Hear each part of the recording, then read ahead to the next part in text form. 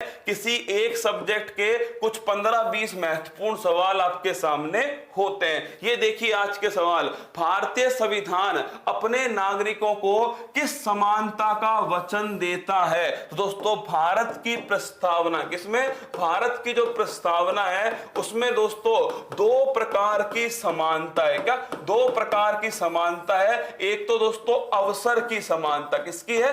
अवसर की। और एक है प्रतिष्ठा की समानता। तो अगर आपसे पूछे कि भारत का दोस्तों जो आपके संविधान है उसमें जो प्रस्तावना है वो अगर आपसे पूछे कितने प्रकार की समानता? अवसर और प्रतिष्ठा की समानता। अगर पूछे कितने प्रकार का न्याय? 3 प्रकार का न्याय दोस्तों, ध्यान रखिएगा, सामाजिक, आर्थिक और राजनीतिक न्याय। कितने प्रकार की स्वतंत्रता? 5 प्रकार की दोस्तों स्वतंत्रता। तो ये सभी ध्यान रखना।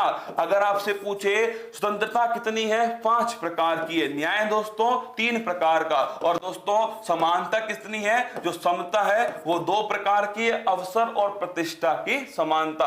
किसे संविधान की आत्मा के रूप में माना गया? लिखना दोस्तों, प्रस्तावना जो है इसे संविधान की आत्मा कहते हैं। और अगर पूछे प्रस्तावना, देखिए सवाल अभी कौन सा पूछा गया, प्रस्तावना दोस्तों कब प्रस्तुत होती है? 13 दिसंबर 1946 को जवाहरलाल नेहरू जी दोस्तों इसे प्रस्तुत करते हैं। लेकिन लागू कब से होती है?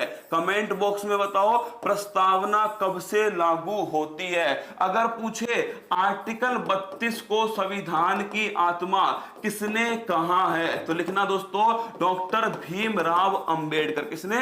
डॉक्टर भीमराव अंबेडकर ने संविधान की आत्मा आर्टिकल 32 को कहा। वैसे संविधान की आत्मा कौन सी है? ये दोस्तों प्रस्तावना। क्या है? प्रस्तावना। लेकिन अगर आपसे पूछे प्रस्तावना कब दोस्तों प्रस्तुत की गई? 13 दिसंबर 1946 को प्रस्तुत की गई। लेकिन अगर आपसे पूछे कि जो प्रस्तावना है दोस्तों ये कब लागू होती है, तो ध्यान रखना 22 जनवरी 1947 को ये प्रस्तावना दोस्तों लागू होती है। कतई जहर प्रश्न है, छाप के रखिएगा।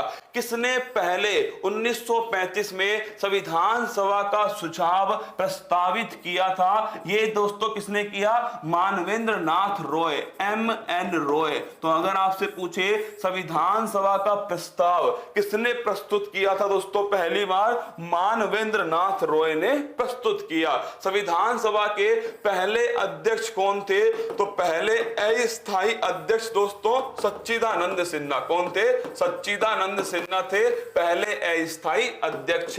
और पहले स्थायी अध्यक्ष कौन थे? ये थे डॉक्टर राजेंद्र प्रसाद। कौन थे?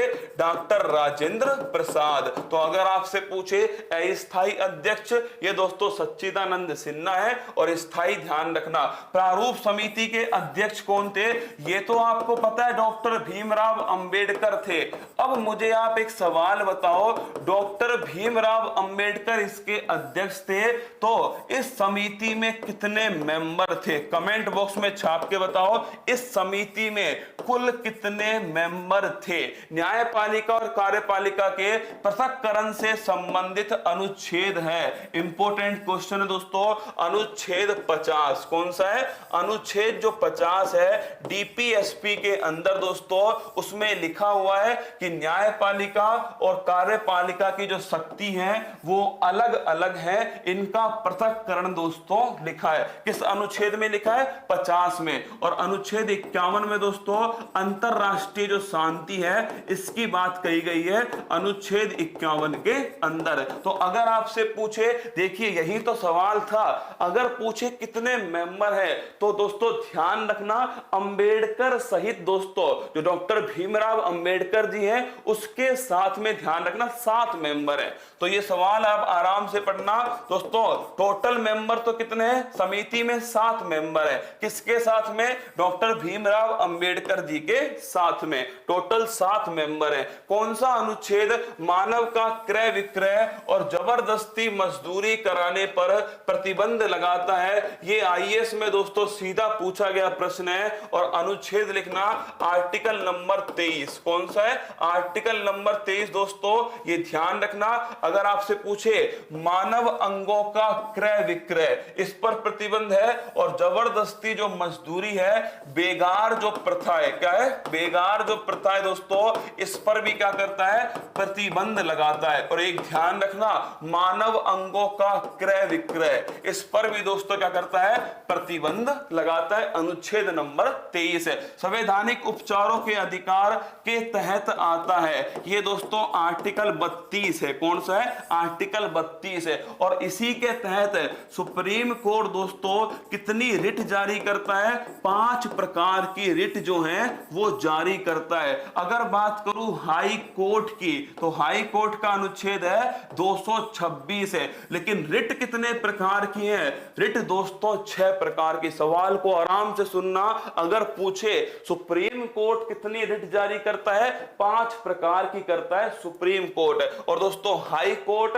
ये 6 प्रकार की करता है। अनुच्छेद 226 के द्वारा कौन सी एक ज्यादा करता है, तो नोट करना दोस्तों, एक जारी करता है इंजंक्शन। कौन सी है, जो इंजंक्शन है, ये दोस्तों एक रिट अलग से है जो केवल हाई कोर्ट जारी करता है। सुप्रीम कोर्ट मूल अधिकारों का उल्लंघन होने पर दोस्तों रिट जारी करता है, जबकि हाई कोर्ट मूल अधिकार के साथ में दोस्तों विधिक अधिकार पर भी जारी करता है। ये दोनों सवाल ध्यान रखना। सुप्रीम कोर्ट तो केवल फंडामेंटल राइट्स, क्या केवल दोस्तों मौलिक अधिकार, क्या केवल मौलिक अधिकार सुप्रीम कोर्ट है। और दोस्तों हाई कोर्ट मौलिक अधिकार के साथ में दोस्तों आपके लीगल राइट्स, कौन सा, विधिक अधिकार। तो किसका एरिया बड़ा है, इसका, हाई कोर्ट। सुनने में थोड़ा अजीब लगेगा पर यही बात है, हाई कोर्ट का एरिया सुप्रीम कोर्ट की तुलना में क्या हो गया दोस्तों, इसका बड़ा हो गया। क्योंकि high court 6, supreme court 5। Supreme court केवल फंडामेंटल राइट्स और हाई कोर्ट फंडामेंटल राइट्स के साथ में दोस्तों लीगल राइट्स। राष्ट्रपति की अध्यादेश शक्ति किस अनुच्छेद में है, ये दोस्तों 123 में है। और राज्यपाल की कौन सी है, 213। कौन सी, 213। अगला क्वेश्चन देखिएगा, नेक्स्ट क्वेश्चन है, राष्ट्रपति द्वारा राज्यसभा में कितने सदस्यों को नामित किया जाता है। अच्छा क्वेश्चन है दोस्तों, नोट करना, कितने मेंबर नामित करता है, 12। कितने, 12। अगर मैं आपसे पूछूं किस किस क्षेत्र में करता है, साहित्य के क्षेत्र में करता है, कला के क्षेत्र में करता है, विज्ञान के क्षेत्र में करता है, और समाज सेवा, किसमें, समाज सेवा।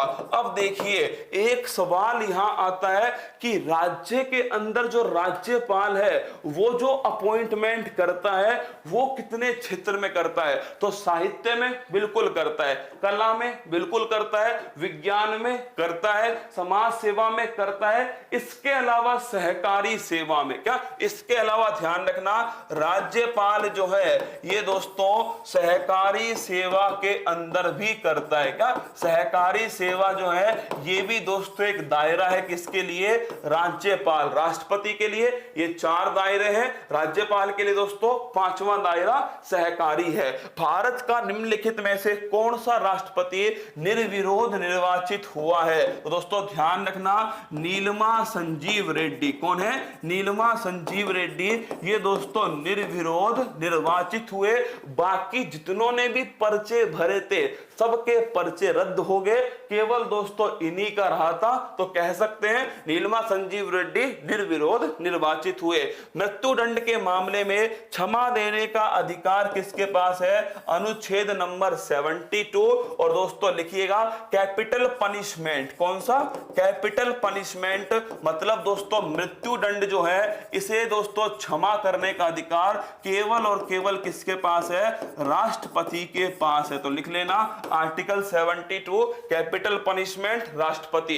भारत में किस लोकसभा अध्यक्ष का कुल कार्यकाल सर्वाधिक रहा है, बलराम जाखड़। किसका रहा है दोस्तों, बलराम जाखड़ का रहा है सबसे अधिक है। और पहले दोस्तों कौन थे स्पीकर, जीवी मावलकर, गणेश वासुदेव मावलकर। अगर पूछे पहली महिला कौन थी, मीरा कुमार। कौन थी, मीरा कुमार। इनका कार्यकाल 1980 से 89, कब तक, 1980 से 89। ये दोस्तों बलराम जाखड़ का कार्यकाल है। जीवी मावलकर पहले थे, पहली महिला दोस्तों मीरा कुमार रहे हैं। और वर्तमान में आपको पता है 17वीं लोकसभा में दोस्तों कौन है? ओम बिड़ला। कौन है? 17वीं लोकसभा में ओम बिड़ला दोस्तों वर्तमान में स्पीकर हैं। अनुसूची 10 को किस संविधान संशोधन के द्वारा जोड़ा गया? तो लिखना दोस्तों 52वां संविधान संशोधन। कौन सा है? 52वां संविधान संशोधन अनुसूची 10। और किससे संबंधित है? दल बदल को रोकने से। क्या? दल बदल को रोकने से दोस्तों संबंधित है अनुसूची 10। कौन सा संविधान संशोधन है? 52 कॉन्स्टिट्यूशन अमेंडमेंट। राज्यसभा का मेंबर बनने के लिए आवश्यक न्यूनतम आयु कितनी है? तो नोट करना दोस्तों, राष्ट्रपति के लिए कितनी है? तो राष्ट्रपति के लिए 35 वर्ष है। कितनी है? 35 वर्ष राष्ट्रपति के लिए।